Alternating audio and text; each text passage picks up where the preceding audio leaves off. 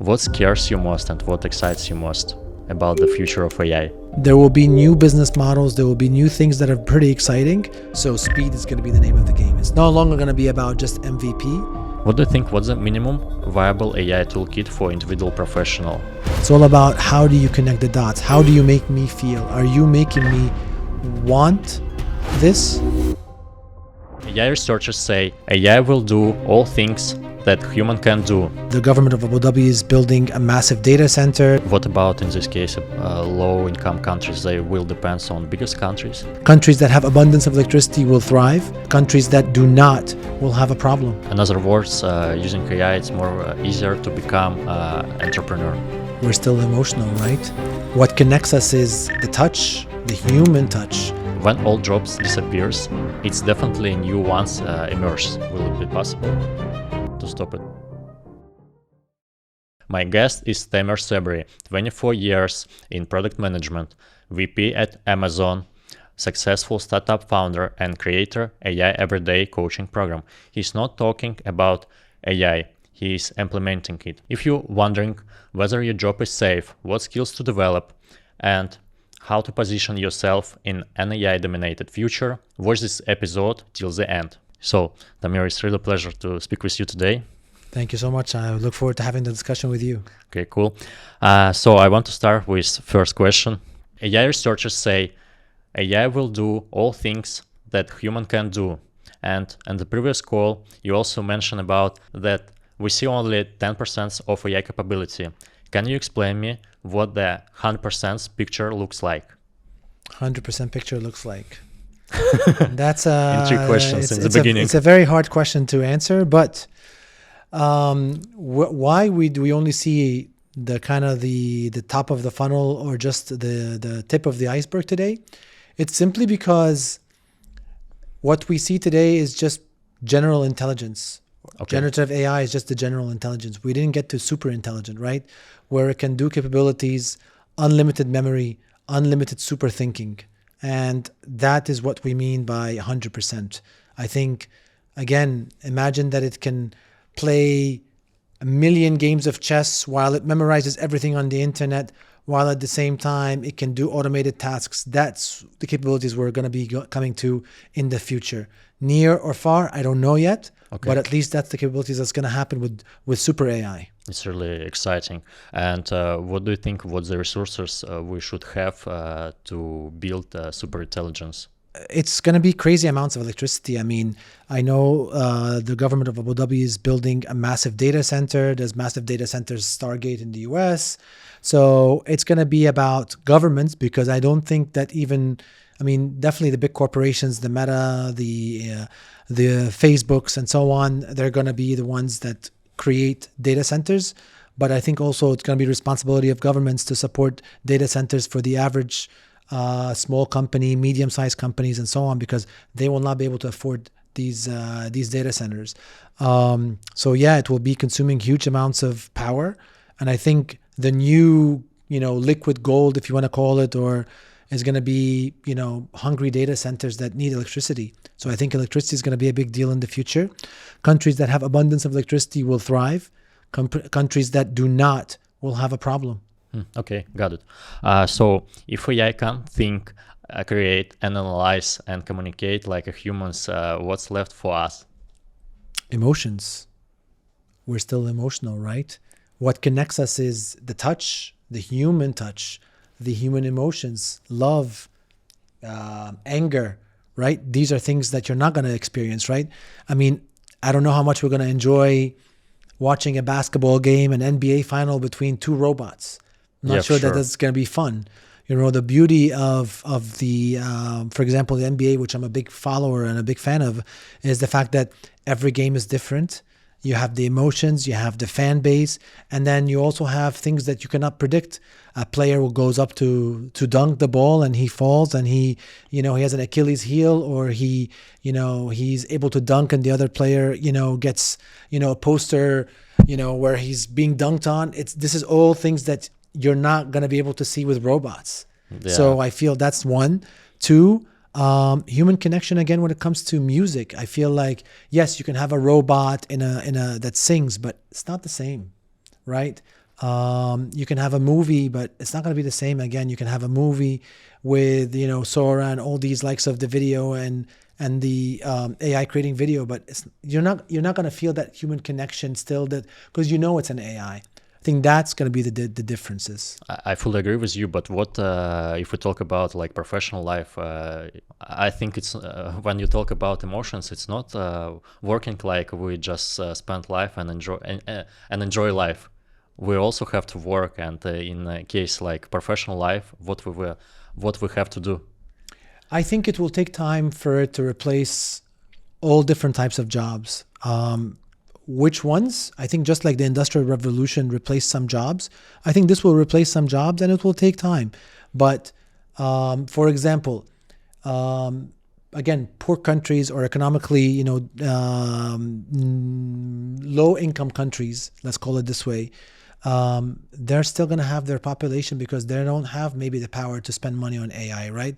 Countries that you still need electricians, right? You're not going to go spend $10,000 to buy a robot as an electrician and then charge people crazy amount of money when you still need electricians, plumbers, garbage men, all these things, right? I think all the blue collar jobs are actually going to be the new gold in a way, or the safe jobs. Eventually they could be replaced by robots and AI robots. But again, I think that's going to be quite a while, not now. Okay. I think from one hand we can see like advantages, and from other hand we can see like disadvantages in terms of careers, jobs. And I want to ask you about when all jobs disappears, it's definitely new ones emerge. Yes. What new jobs categories do you see don't exist today? Don't exist today. I think you're going to see a new breed of entrepreneurship, because with AI, you can just, write a prompt and you can create apps, you can create businesses. I know that, for example, Y Combinator, which is a big VC out of Silicon Valley, one of the things that they talk about is a full stack AI. A full stack AI company is a company that not just creates an AI that will assist you as a lawyer or as a medical technician, but actually can do the full job. So actually a startup that will actually become a law firm by itself using AI. So it's thinking differently. It is going to be about how do we, as entrepreneurs, as people who want to leverage the AI, is going to be, I can just think it and I can build it easily. Okay. Things are going to be interconnected easily. Today, for example, you're hosting me here to do this podcast, right? Okay. Tomorrow, tomorrow it might be just as simple as an AI with a green screen that can easily do it for you without having to be hosted here, right? So I think that's going to be the power of AI. And what we're going to see next is people building personal brands easily, people building smaller companies that don't need huge manpower. So you're not going to need, 100-man companies so you can reach a certain revenue. I think with a few people, you can reach 100 million in revenue with a small number of people now. I got it. So in other words, using AI, it's more easier to become entrepreneur. Easier to do business. To do business. Yes, it's not just an entrepreneur. It's easier to do business. Okay. Yes. And so what about AI ethics and AI safety and AI governance roles? I think that's going to be a huge role, because just as you can use it for good, you can use it for bad. I think it's going to be everybody who's producing the LLM, those brains, if you want to call it, the AI brains, it's their duty to have AI guardrails, to have AI ethics, and to ensure that AI is not harmful for humanity. I think the governments at some point, when they start seeing when we're at the cusp of super AI, they're going to put laws and governance in place. I think it's starting to happen a little bit by a little bit, but I think you're going to see more and more of it. And I think it's going to be, again, it's, in my opinion, just like governments put in place for monopolies and all these business rules, right, from a governance perspective, from a governmental perspective and regulatory perspective, you're going to see that with AI coming. Okay. Hopefully it just won't be too late.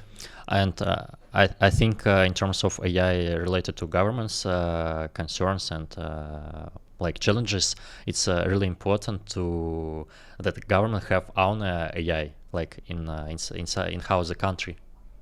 For sure. And that's what's happening. You see China, you see the US, you see here in the UAE, Saudi, and I don't think it's going to stop. There's going to be every country is going to be doing its own AI at some point. It's just a matter of, how fast they get to it. But I totally believe that, yes, because having its own AI mean it's having its own superpower. What about in this case low income countries? They will depend on biggest countries.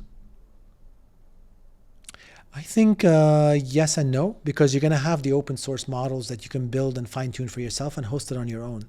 So I don't see that as the obstacle.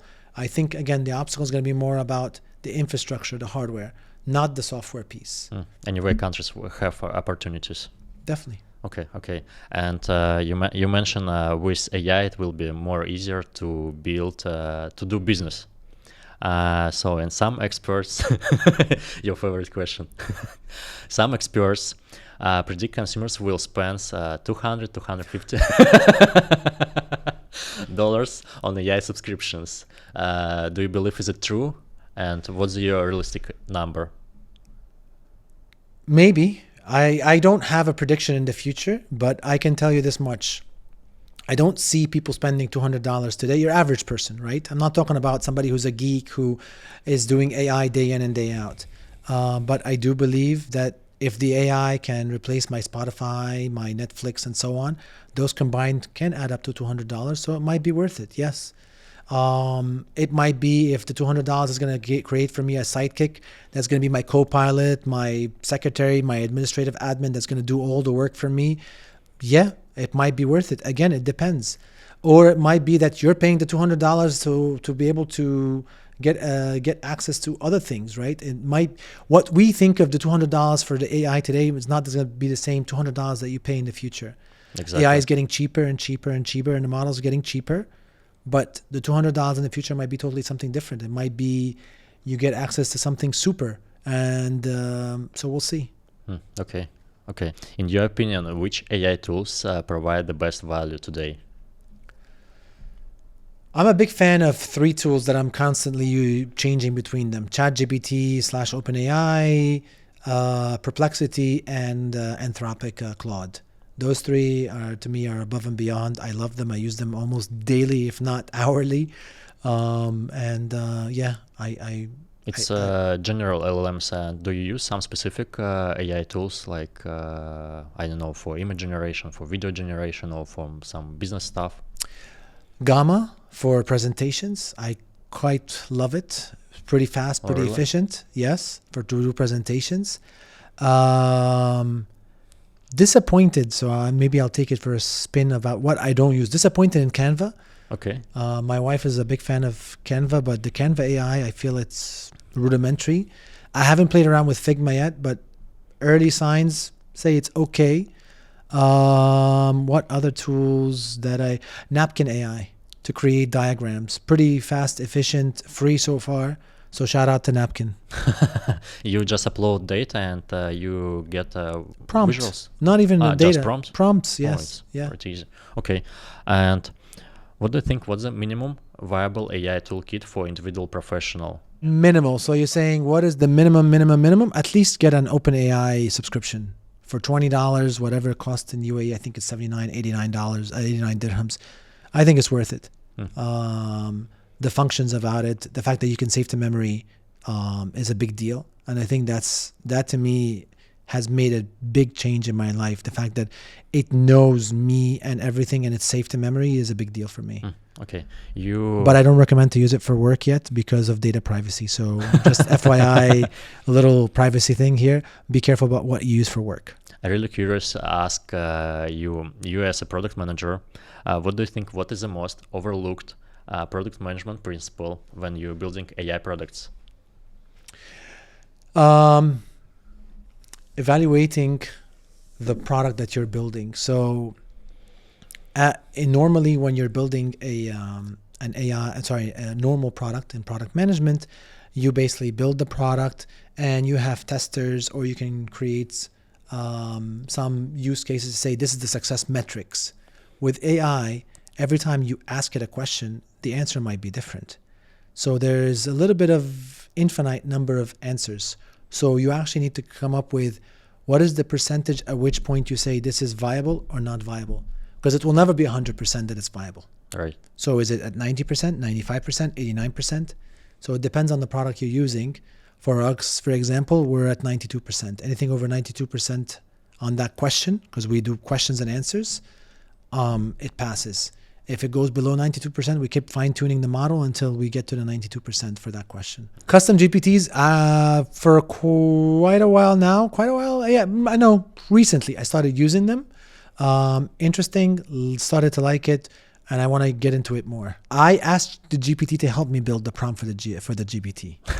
Actually, me too. I just ask just ChatGPT to create like prompts and instruction for custom GPT, which will be help me to create custom GPTs, and after custom GPT help me to create custom GPT. And through my courses that I do with AI every day, I show you the tips and tricks about prompting, because I'm very big on prompting. I used to write, I don't know, maybe 20, 30 words per prompt. Now my prompts are quite large. They're like half a page long sometimes, the prompts. Oh, it's cool. By the way, you have like a coaching program. Yes. What's the recommendation you can give for like a person who is AI beginner or like intermediate or even advanced? We can start from beginner. Yeah, let's start with the beginner. So what's the recommendation?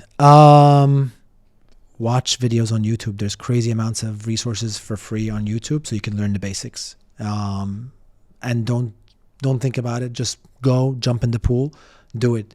Because if you don't do it, somebody else is doing it, and they're going to take your job. So from a job perspective, that. From a personal perspective, again, learn it.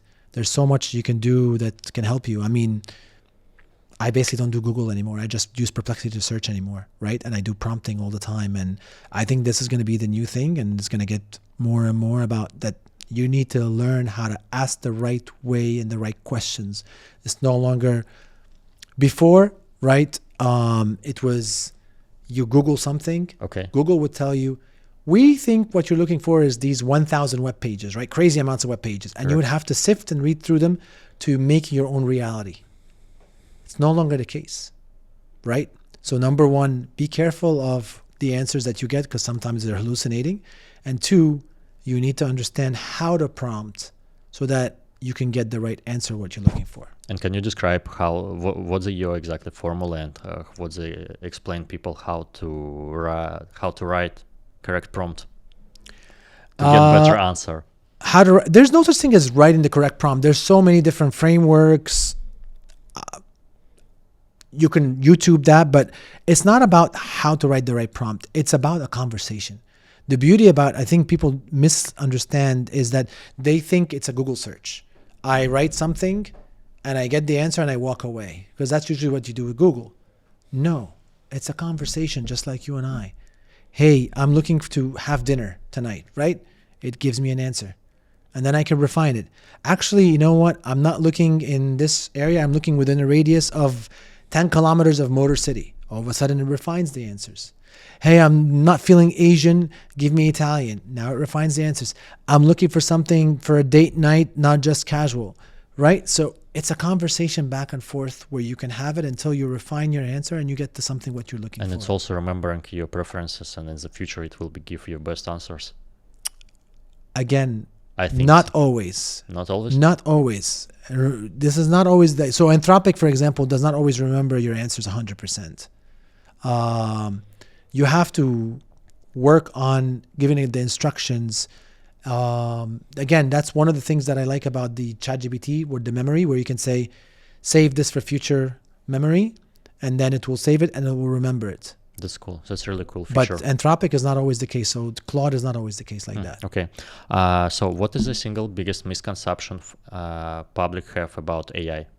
What you just said, that it remembers everything about me. That the fact that most people think that, oh, it remembers all my history and everything. No, it doesn't, because that's not what is built there today. In the future, I do believe it will do that, but today it's not happening. In fact, the easiest thing is, did you ever try to actually write a prompt and say, what do you know about me, and search the internet about me? And they give you interesting information. And a lot of it is wrong because it tries to make correlations that do not exist. So the fact that I wrote a LinkedIn post one time that said that I am interested in this product, all of a sudden thinks I'm actually selling this product. So do not always, again, believe what the AI says. And you have to really understand that it doesn't remember everything. It makes correlations. It makes the next best guess. Mm. And what do you think? What's the current level of AI development? It's fast and furious. I think it's every week they're releasing a new model. It's crazy. They just released, I think, a model yesterday for OpenAI O3 Pro. Oh, really? Last week it was Anthropic 4.0 or something like that, and Gemini 2.5. Like, it's just crazy how fast it is. So it's exponentially releases. Okay. Yes. What do you see where AI deliver most business value today? Where AI delivers the most value? Business automation. I think business automation is the most value today. I think it will start going into deeper reasoning and being able to build strategies in the future. But I think what we're seeing in those areas like strategy and things like helping you build faster products is just the tip of the iceberg. I think business automation and building process automation is what it's really amazing at today. And can you give some business automation use cases? How it looks like and how regular business owners can use AI automations? Yeah, because simply. It's really possible for everyone. It is possible. So as simple as I want to be able to call and book a hotel room, or call do or Etisalat and do a refund because I want to dispute something on my bill. Today, Do and Etisalat should be implementing AI, and I should be speaking to it, and it should solve my problem, not just take the query in, right? It should not supposed to be an IVR. It should be able to connect to all the systems and be able to actually diagnose the issue for me or find the problem, the root cause, and actually refund me because there's a problem on their end. So simple things like that. I should be able to call a hospital and book a doctor's appointment like that. I should be able to book reservations for a restaurant just like that, right? So personal and business use, there's a lot of use cases for it. Okay. I think, again, you mentioned about mostly for customer service, because that's a lot of what the automation is, right? From a B2C perspective. From a B2B, it could be as simple as I want to be able to analyze data, right? So connect to all my data platforms or databases, and give me what are the patterns that are happening. So again, these are all business processes that you can automate. And I think that's the power of what we have today. I think trying to achieve beyond that is what's coming next. For people who don't know what is vibe coding, vibe marketing, I think it's also interesting direction. Could you explain what it is? Vibe coding is the ability for either an engineer, like software engineer, or normal humans like you and I, who can actually build software products, like being able to build a website, a mobile app, being able to build a web app, right? Using prompt engineering. That's it. That's what vibe coding is at the end of the day. Just do prompt and get and get the software to use. Get the software. But it is not just do the prompt and get the software. It's do the prompt and then refine and refine. It's a conversation back and forth. It is not, hey, I want to build an app that looks like Airbnb or looks like TripAdvisor and boom, it's done. No, it's going to take you back and forth, but change this, change that. There's a bug here. Okay, help me fix this bug, and it will actually help you diagnose. You have a problem with this, you have a problem with that. So it's not going to be like within 10 minutes you build something, but within a few days, something that used to take you maybe a month or two, might take you a few days. So that to me is huge. But it also required coding skills to understand what you get. Definitely. Or not? I think yesterday it did. I think we're between today and tomorrow, it's not requiring you to do the coding skills. I've been using personally Lovable, and I've been impressed with what you can build with it. Friends of mine the other day showed me what they built in Replit. It's been pretty impressive. So I think you don't need the technical skills that you used to yesterday. But if you have it, yeah, it's a big deal. It helps you do it. But I think, again, we're at the cusp of, in a few months, maybe even a year, where you don't need that at all. What's the top tools in vibe coding? Cursor, Windsurf, for engineers. For beyond engineers, the layman people, the normal people like you and I, Lovable, Bolt, Replit, those are the ones that I'm very familiar with and enjoying using a little bit today. Okay. So, what skills should managers and business leaders develop to stay relevant in the AI era? How to use AI in a way to replicate themselves. So as an example, how can I use AI so that every time somebody's asking me, hey, what do you think of this presentation? Or should I include this in this presentation? Or what are your thoughts on the slide or this document? How can I create a GPT that actually they can ask and they can get the first draft, have a discussion with the GPT as opposed to me? So I've done this. Today, I've created a GPT for every time one of my colleagues asks me about the presentation, they're able to get feedback through the GPT. It's like assistance for every task. Not for every task, but for the tasks that I know I can outsource, so I can free up my time, and it will give them, I would say, 90% of what I would have said, which is plenty enough for them to start doing the draft and be able to get there. So the last 10% I can do with them, but at least 90% they can do with the GPT. Okay, I got it. What scares you most and what excites you most about the future of AI? Let's start with the bad and the good. What scares me the most? People using it to do things that are destructive, right? To whether it's hacking. No, not for content. Content creation is not. No, to me it's helping you to hack better, so you're able to get around loopholes. So people using it for evil. That really scares me, and I think that's where the governments have to step in and really, really push hard. And do you think will it be possible to stop it? It's man-made, so the answer is it should be. Whether we're gonna put ourselves in a matrix situation or not, that's a different story. But again, for now, I am a person who believes in the glass half full. I don't believe in the doomsday kind of scenario, because I love life, and I feel like God gave us a life to enjoy it and to make the best out of it. Right. So I fully agree with you. Yeah. So for me, that's why I'm gonna always believe in that things will work out in the end. So that's for the bad part or the doomsday kind of scenario.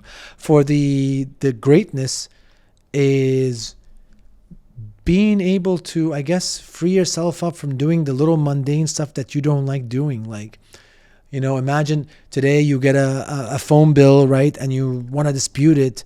If I can just outsource this to the AI and I don't have to worry about it, and it will help me, bring back the money that was owed to me.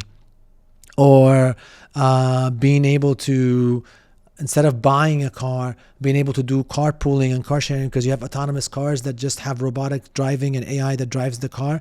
So why buy a car when you can just do a different Uber version where you're doing ride sharing and you're buying partial car instead of the full car, things like that. I think that there will be new business models. There will be new things that are pretty exciting. So that's what I'm looking forward to. Okay. If you had to give some piece of advice to someone who build or invest in AI, what it would be? Build or invest. So let's separate them. Invest, I think you need to diversify. I'm looking at the big players, right? Like Microsoft. They're not just putting their money in OpenAI. They're putting their money in multiple companies.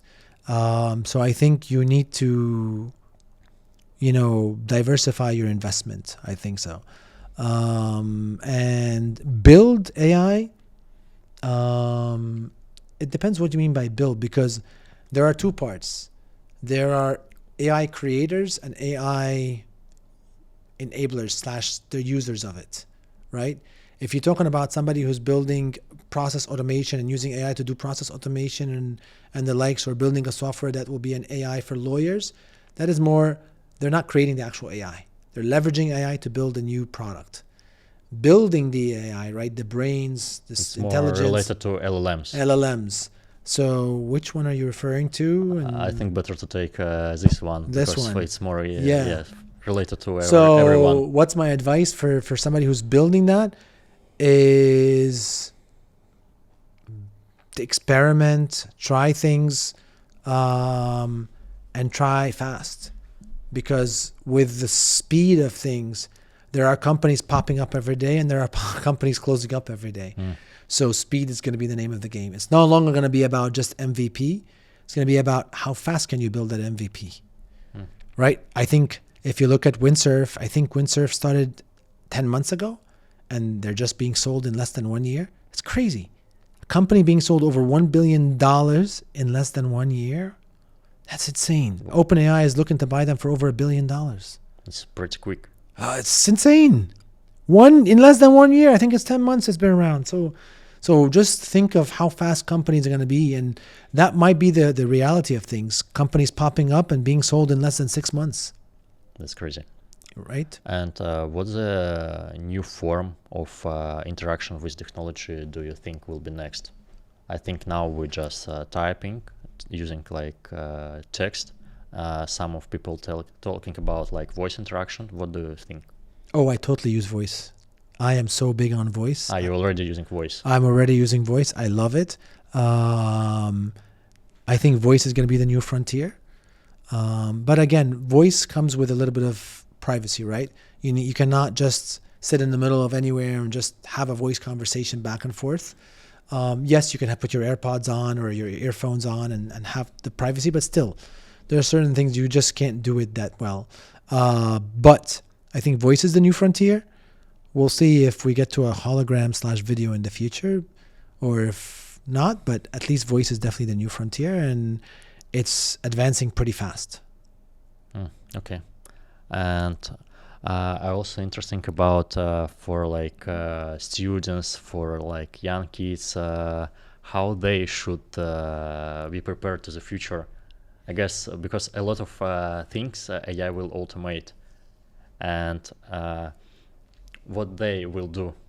So I'll tell you what I'm doing with my kids. How's that? I don't know about other kids, but I'll tell you what I'm doing with my kids. I am trying to teach them how to become storytellers, how to become presenters, how to think business logic, right? Business process. Those are the skills. I think it's not going to be about how well you code. You definitely need to know mathematics. You need to understand, math. I think so. But that's because the engineering part allows you to think beyond and dream a little things, I think at least. But I think being a storyteller is extremely important. Why? Because we're all going to be storytellers. Just depends on how good you are in storytelling, because we're all going to be selling stories in the future. So, yeah. In my current job, in your current job, people present to you, right? Exactly.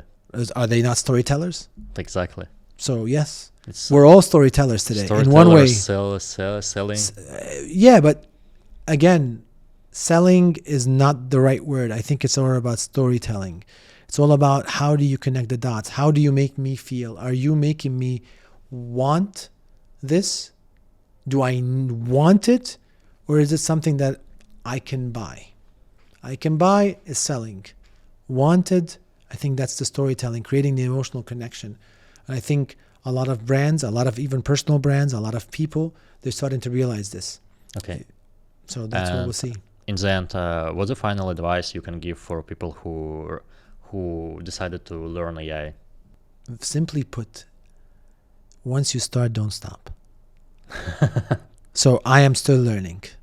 And I watch videos and I teach myself and I experiment every single day. And this is a promise that I made to myself. I want to learn at least one simple, tiny thing every day, even if it's minuscule. But I really want to learn something every day about AI, because I think if you stop learning, you stop growing. You stop growing, Right. you're stagnant. Okay, good thoughts. Thanks for conversation. No, thank you.